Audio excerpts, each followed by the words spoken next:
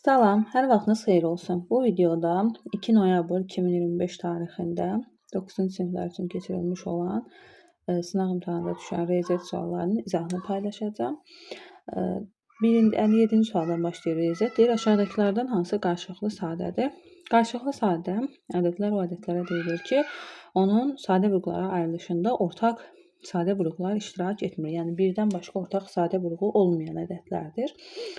A bəndində 10 ilə 15-in deməli ortaq vurğu 5 var. D bəndində 27 və 33-ün ortaq vurğu 3 var. B bəndində 18 ilə 21-in ortaq vurğu 3 var. D bəndində 19 ilə 38-in ortaq vurğu ilə 19-un özüdür. Amma C bəndində 16-nın sadə vurğuları ancaq 2-lərdən ibarətdir. 21-in sadə vurğu isə 3 və 7-dən ibarət olduğuna görə bunlar qarşılıqlı sadə ədədlərdir. Doğru cavab C bəndi. Növbəti 58-ci sual. ABC müsbət tam ədədlər və onlarsa aşağıdakılardan hansı doğrudur? Deməli, bunlar bir-birinə bərabərdir. Gəlin belə yazaq. A, burada 10-da 3, yəni 0,3-ü 10-da 3 şəklində yazacağam. Bunu da B bölünsün 10-da 4, burada isə C bölünsün 10-da 5 yazsaq. Və hər tərəfdən bu onları təbii ki ata bilərik də hamısında olduğuna görə. Onda A bölü 3 bərabərdir B bölü 4-ə, o da bərabərdir C bölü 5-ə. Deməli, onda burada belə bu bərabərliyin doğru olması üçün A 3K, B 4K, C isə 5K olmalıdır. Nəzərə alsaq ki, K'lar hamısı eyni bir müsbət ədəddir. Təbii ki, K'nı 5-ə vuranda daha böyük ədəd alınacaq. Deməli, C ən böyüdür. Daha sonra B və ən kiçiyi də A olacaq. Doğru cavab A bəndi. Baxaq növbəti suala. 59-da üçbucağın iki daxili bucağı 115 və 45 dərəcə olarsa, bu bucaqlara qonşu olmayan xarici bucağını tapın.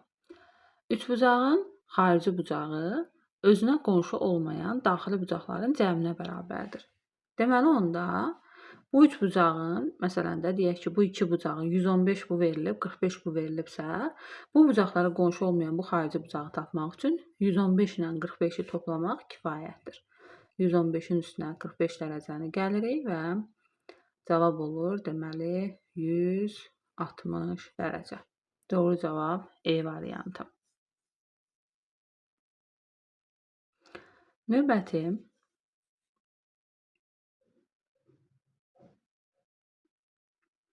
60-cı sualda isə ifadəni sadələşdirin deyir. Burada biz moduldan bunları ifadələri çıxartmalıyıq. Moduldan ifadəni çıxartmaq üçün biz həmin modul altındakı ifadənin mənfi olsa müsbət olduğunu bilməliyik.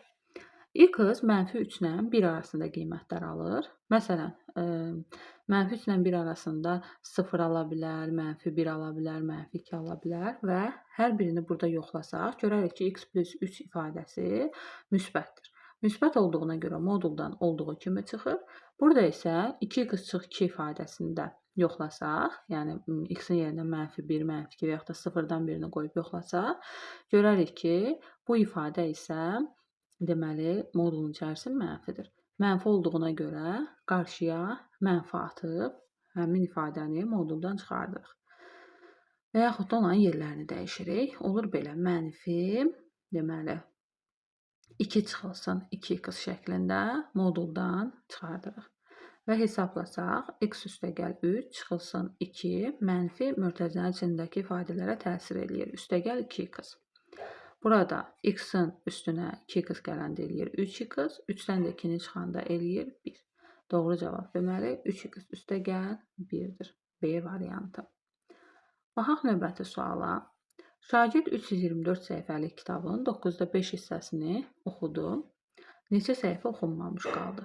Əgər şagird 9-da 5 hissəni oxuyubsa, deməli 9-da 4 hissəsi qalıbdır. 1-dən çıxırıq 9-da 5-i və 324 səhifəlik kitab olduğuna görə 324-ün 9-da 4 hissəsini tapırıq. Yəni vururuq 9-da 4-ə. 324 ilə 9-u ixtisar eləsək 9-a, burada 1 qalır. Burada isə deməli 3, 27, 54-də də 6 dəfə, 36-nı da 4-ə vuranda 144 səhifə qalmış olacaq. Doğru cavab B variantı. 62-də aşağıdakılardan hansı rənglənmiş hissəyə uyğundur? Rənglənmiş hissə, baxırıq ki, rənglənmiş hissə A-nın elementlərindəndir. Sadəcə, yəni A-la C-nin birləşməsidir, belə deyək. Oradan nəyi çıxıbdır? Yəni hansı hissəni götürməyib A-la C-nin birləşməsindən B-yə daxil olanları buradan götürməyibdir. Deməli, onda A-la C-nin birləşməsinin B-dən fərqli olan elementləri olacaq. Doğru cavab. Daha doğrusu A-la C-nin birləşməsini yox, A-la C-nin kəsişməsinin. A-la C-nin kəsişdiyi yer C ilə A-nın içərisindədir də. A-la C-nin kəsişməsinin B-dən fərqli olan elementlərini çıxıbdır. Bu da doğru cavabdır. Deməli, C variantı. Növbəti 63-də ifadəsinin qiymətini hesablayın. 1-dən 8-ə 1 çıxanda 8-də 7 qalır. 1-dən 9-da 1 çıxanda 9-da 8 qalır. 1-dən 10-da 1 çıxanda 10-da 9 qalır. 1-dən 11-də 1 çıxanda 11-də 10 qalır. İxtisarlara baxsaq 10-dan 10 gedir, 9-dan 9, 8-dən 8 və cavab qalır 11-də 7. C variantı. Sonra 64-cü sualda şagird ilk olaraq baxdığı 6 sualdan 4-ünü doğru cavablandırmışdır. O, qalan 9 sualdan neçəsini doğru cavablandırmalıdır ki, ümumi müvəffəqiyyət faizi 80% olsun.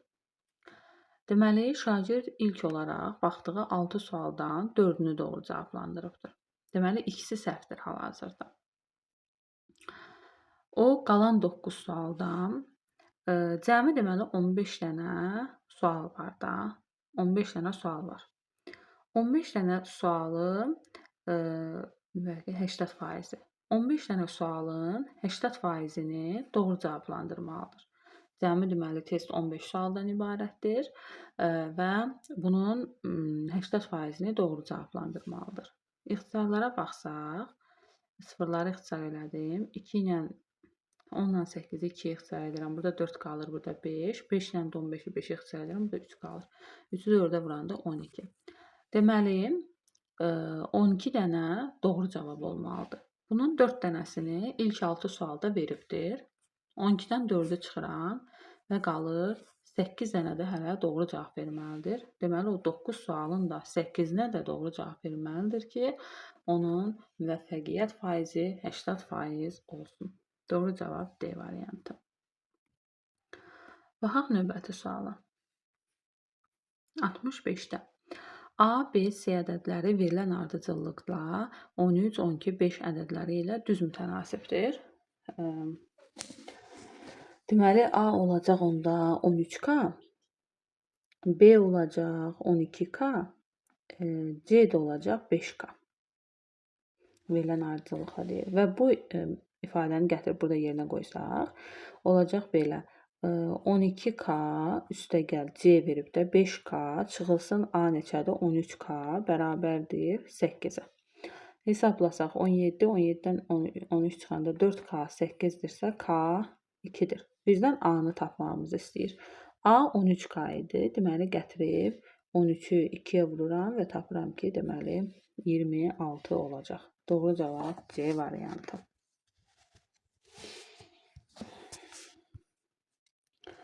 Baxaq növbəti suala. Aşağıdakı ədədlərdən hansı 5 və 6 ədədlərin hər birinə qalıqsız bölünür? 5-ə bölünən ədədlərin sonu 0 və 5 ilə qurtarmalıdır. Deməli, onda D variantını buradan çıxırıq, baxmayacam. Çünki D-nin sonu 6 ilə bitir. 6 ilə bitən ədədlər 5-ə bölünmürlər. 6-ya bölünmək üçün də həmin ədədlər həm 2-yə, həm də 3-ə bölünməlidir. Həmin ədəd 2-yə bölünürsə, deməli B variantında çıxacağam. Çünki bunun sonu 5 ilə qurtarır və 2-yə bölünə bilməz. Ona görə digər 3 variant arasında baxacağam. 3-ə bölünmə əlamətini yoxlayacağam. 3-ə bölünmə əlaməti isə belədir ki, rəqəmləri cəmi 3-ə bölünən ədədlər 3-ə bölünür. Baxaq rəqəmləri cəminə. 2-nin üstünə 3 gələndə 5, 6-nın üstünə 4 gələndə 10, 10-un üstünə də 5 gələndə 15 və s. 15 3-ə bölündüyünə görə bu ədəd də 3-ə bölünür. Deməli, bu ədəd həm 5-ə, həm 2-yə, həm də 3-ə bölündüyünə görə, deməli, həm 5-ə, həm də 6-ya qalıqsız bölünəcək. Doğru cavab A variantı. Sonra 67. İki düz xəttin kəsişməsindən alınan bucaqlar 7 və 2 nisbətindədir. Bu bucaqların fərqini tapın. Deməli, iki düz xəttin kəsişməsindən alınan bucaqlara 7/2 nisbətindədir. Deməli, bu 7K-dırsa, bu da 2K-dır. Və biz bilirik ki, bu iki bucaq bir yerdə qonşu bucağı əmələ gətirir və bunların cəmi 180 dərəcədir. Onda 7K ilə 2K-nı 180-ə bərabər edirəm. 9K 180-dırsa, K da 2-dir. K da 2-dirsə, deməli bu bucağın biri 7/2 K 20-dir daha doğrusu. 7/20 140 dərəcədir. O birisi də 2/20 40 dərəcədir. Bunların fərqini istəyir. 140-dan 40-ı çıxırıq, cavab olur 100 dərəcə. C variantı. Baxaq növbəti 68-ci suala. Şəkildə BC YF-ə paraleldir. BC YF-ə paraleldir. Aha. AB DY-yə perpendikulyardır. Bucaq ABC 44 dərəcədir. Aha, bu bucaq 44 dərəcə olarsa DYF-i tapın. Bax, bu bucağı bizdən soruşur. Deməli, YF ilə BC paraleldirsə, YF-in buradan belə uzantısını çəksək, onda bu 44 dərəcəlik bucaqla bu bucaq olacaq uyğun bucaqlar. Və bu da 44 dərəcə olacaq. Yazamadım. 44 dərəcə olacaq. Və bu bucaq 90 dərəcədirsə, ona qonşu olan, bax bu bucaq da 90 dərəcədir. Bizdən soruşulan bu DYF bucağı isə, bax bu üç bucağın xarici bucağıdır. Üç bucağın xarici bucağı özünə qonşu olmayan daxili bucaqların cəminə bərabərdir. Deməli, bucaq DYF bərabərdir 90 dərəcə ilə 44 dərəcənin cəminə. O da eləyir 134 dərəcə. Doğru cavab E variantı. Baxaq növbəti suala.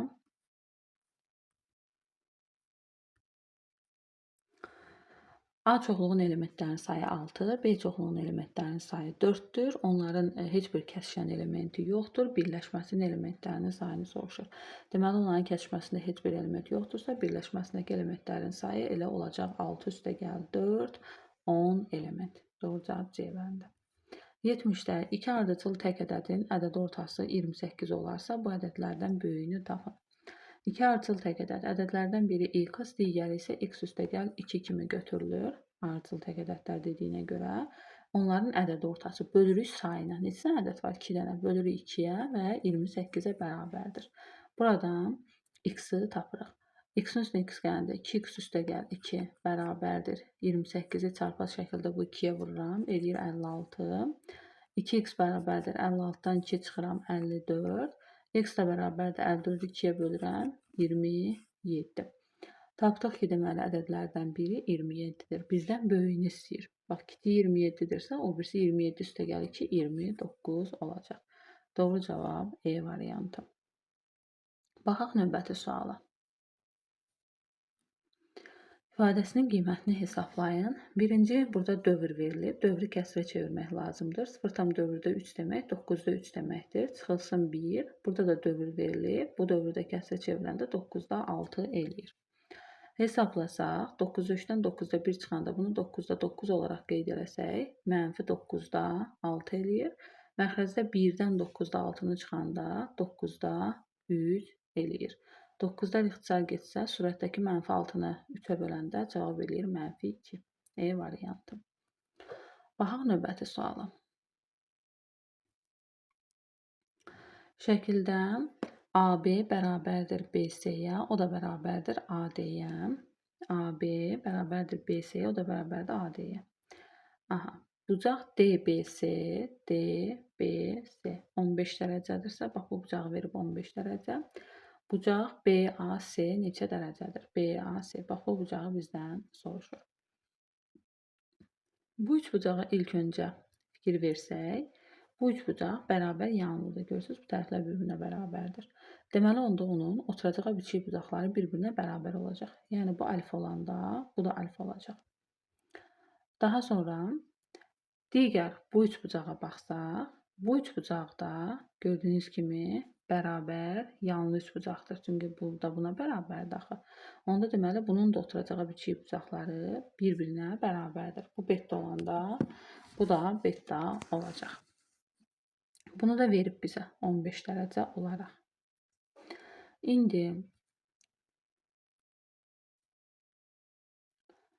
İndi belə baxsaq, bu içəridəki ABD üçbucağın daxili bucaqların cəmini yazsaq, alfa plus beta beta 2 betanın cəmi 180-dir. Bir də böyük üçbucağımızın, yəni ABC-nin daxili bucaqların cəmini yazsaq, alfa alfa, alfa üstəgəl, beta üstəgəl 15. Və bunun da cəmi 180 dərəcə olmalıdır üçbucağın daxili bucaqları daxil. Buradan tapıram ki, 2 alfa üstəgəl beta üstəgəl 15 bərabərdir 180 dərəcəyə. Və buradan alfa 180 çıxılsın 2 betaya bərabərdir. Əvəzləmə versək, olacaq, burada alfanın yerinə yazacağım 180 çıxılsın 2 beta. Üstəgəl beta bərabərdir. 180-dən 15 çıxaq, yazaq 165 dərəcə. Sonra 2-ni mötərizəni vurub açsaq, 360 dərəcə çıxılsın 4 beta üstəgəl beta bərabərdir 165 dərəcə. Buradan mənfi 3 beta bərabərdir 360-dan, əgər bura mənfi yazdımsa bunu müsbət edeyim. 360-dan 165 çıxın 5, 5, 9, 195, beta da bərabərdir 195-i 3-ə böləndə 65 dərəcə. Betanı tapdım ki, beta 65 dərəcəyə bərabərdir. Amma bizdən BAC-ni istəyir, yəni alfanı istəyir. Alfanı istəyirsə, betanı neçə tapmışdıq? 65. Aha, gətirək burada qoyaq da yerinə. Bax, burada qoyaq yerinə. Olacaq alfa plus 2 vurulsun 65 dərəcə, bərabərdir 180 dərəcəyə. Alfa da bərabərdir 2-ni 65-ə vuranda 130 eləyir. 180-dan da 130 çıxanda 50 dərəcə. Deməli, alfa bucağımız 50 dərəcə olacaq.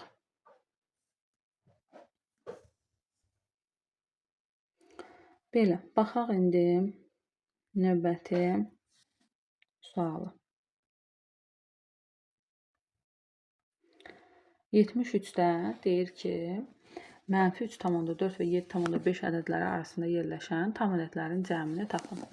Bu ədədlərin arasında yerləşən gəlin tam ədədləri yazaq. Mənfi 3,4-dən 7,5-ə kimi mənfi 3, mənfi 2, mənfi 1, 0, 1, 2, 3, 4, 5, 6 və 7 yerləşir. Təbii ki, bunlardan ilk əvvəlləri mənfi 3-ün üstünə 3 gələndə 0 eləyir, mənfi 2-nin üstünə 2 gələndə 0 eləyir, mənfi 1-in üstünə 1 gələndə 0 eləyir və bizə qalır bu sonuncu ədədləri toplamaq. 4-ün üstünə 5 gələndə 9, 9-un üstünə 6 gələndə 15, 15-in də üstünə 7 gəlirəm, 22. Doğru cavabımız olur 22. Baxaq növbəti suala, 74-də. Zavoddakı günlük növbətçilərdən Zaur 9 gündən bir, Mahir isə 12 gündən bir növbətçi olur. Mahir və Zaur eyni gündə növbətçi olduqdan ən azı neçə gün sonra təkrar eyni gündə növbətçi olar. Burada 9 və 12-yə əköb tapılmalıdır ki, görək o hansı ən kiçik ədəddir ki, həm 9-a, həm 12-yə tam bölünür. Bunun üçün 9-un vuruqlarını ayırsaq, 9, 3, 3, 3, 1, 12-nin vuruqlarını ayırsaq, 2, 6, 2, 3, 3, 1. Və əköb tapanda böyüyünü götürürük, 12-ni götürürük və 12-nin içərisində olmayanları digərindən vururuq. Yəni bir dənə 3 yoxdur da 12-nin içində. O deyir 36. Deməli 36 gündən sonra onlar bir də təkrar eyni gündə növbətçi olacaqlar. Baxaq növbəti 75-ə. 20% 5-də 7 olan ədədi tapın. Bunun üçün 5-də 7-ni 100-ə vurub 20-yə bölmək lazımdır. 5-də 7-ni 100-ə vuranda 5 ilə 100 ixtisar gedir, 20 qalır. Bu 20-ni də 20-yə bölürəm, 7. Deməli, cavab 7-dir.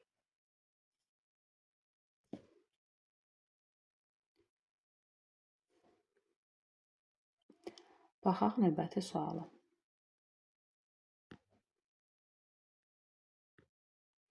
Üçbucağın iki tərəfinin uzunluqları 14 sm və 5 sm-dir. Bu üçbucağın üçüncü tərəfi santimetrlə neçə tam qiymət ala bilər? Üçbucaq bərabərsizliyinə əsasən biz bilirik ki, bir üçbucağın bir tərəfi digər iki tərəfin fərqinin modulundan böyük, cəmindən kiçik olacaq. Ədədlərimiz digər üçbucağın tərəfləri 14 5-dirsə, deməli 14 çıx 5-dən böyük olacaq x tərəfi, 14 üstəgəl 5-dən kiçik olacaq. 14-dən 5 çıxanda 9 eləyir. 14-ün üstünə 5 gələndə 19 eləyir. Deməli, x ədədi 9 ilə 19 arasında yerləşir. Bu üçbucağın üçüncü tərəfi santimetrlə neçə tam qiymət ala bilər? 9-19 arasında ala bilər, deməli. Neçə tam qiymət? 10, 11, 12, 13, 14, 15, 16, 17, 18 və 19. Yəni 10 dənə tam qiymət ala bilər. Doğru cavab bir dəqiqə belə deyək də 9 ilə 19 arasındadır, eləmi? 19-dan 9 çıxıb, bir dənə də 1 çıxmalıyam. 10, 9 dənə qiymət. Həmin 19-u da saydım elə sayanda. 19-un özünü almıraq. 9 dənə deməli tam qiymət ala bilər. Baxaq növbəti suala.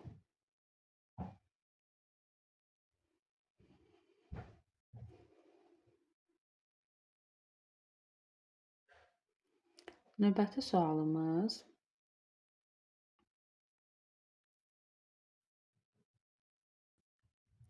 x ilə y üstəgəl 1 düz mütənasib asılıdır. X 1 olduqda y 6 olarsa, x 2 olduqda y tapın. X ilə y üstəgəl 1 düz mütənasib asılıdır. Deməli, x 1 olanda y olub da 6.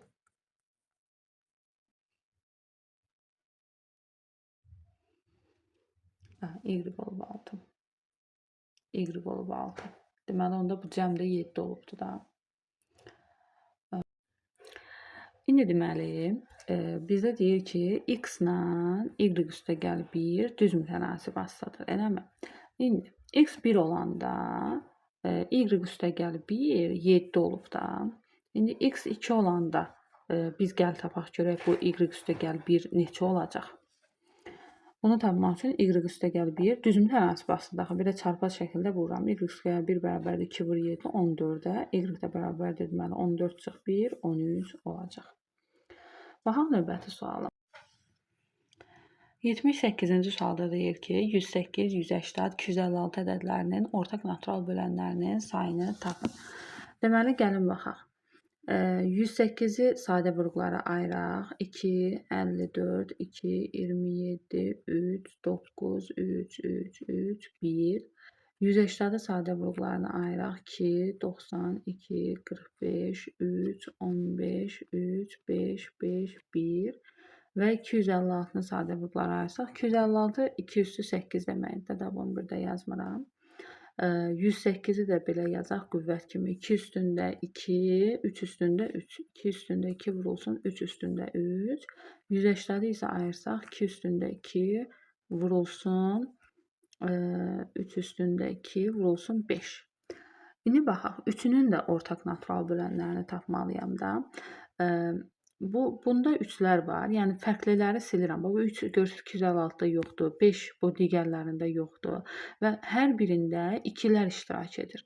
Və hər birində iştirak edən eyni ədədin ən az sayda qüvvətini götürürəm. Yəni hər birində 2-dən ən azı nə qədər iştirak edir? 2 dənə. 2 üstündə 2 deməli burada hər birində iştirak edən ortaq vuruqdur.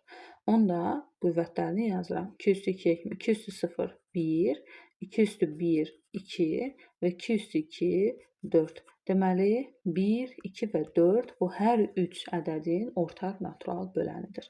Və 3 dənə olacaq doğru cavab. Doğru cavabımız 3-dür. Baxaq növbəti. A çıx B 4 olarsa, ifadəsini sadələşdirin. Deməli, gəlin yazaq. ABC ədədini yazıram. 100A üstəgəl 10B üstəgəl C kimi. BAC ədədini yazıram. 100B üstəgəl yazacağam, amma qabaqdaya çıxmaya görə bunlar hamısı çıx olacaq. 10A çıx C. Bölünsün 15-ə. İndi hesablasaq. 100A-dan 10A çıxanda 90A. Sonra 100B, 11 çıx 100B, mənfi 91. C-lər getdi, böl 15. Hər tərəfi 15-ə bölsək 6A çıx 6B. Buradan da 6-nın mötərizə xaricinə çıxartsam, A çıx B qalacaq. A çıx B-nin də qiymətini bizə veribdir 4. 6-nı vururam 4-ə. Cavab eləyəcək 24. Doğru cavabımız 24-dür. Baxaq növbəti suala.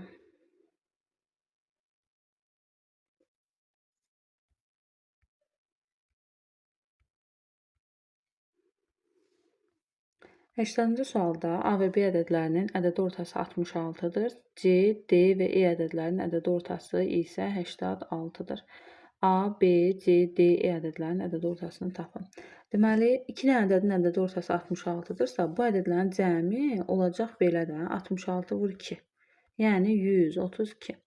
Bu 3 dənə ədədin cəmini də tapmaq üçün bunların ədədi ortası 86-dırsa, deməli bu 3-ə bölüb 86-ya bərabər olub da. Onda bunların cəmini tapmaq üçün 86-nı vururam 3-ə. Eləyəcək 258. Və bu 5 dənə ədədin artıq ədədi ortasını tapmaq üçün bunları toplayacağam. 11, 7, 8, 9, 3, 4. 490-ı böləcəm sayına. Neçə dənə eyni var? 5-ə. Sayı 5-dir də. Böləcəm 5-ə. 9, 45, 40-ın da içində 8 dəfə. 98 olur. Deməli, bu 5 dənə ədədin ədədi ortası.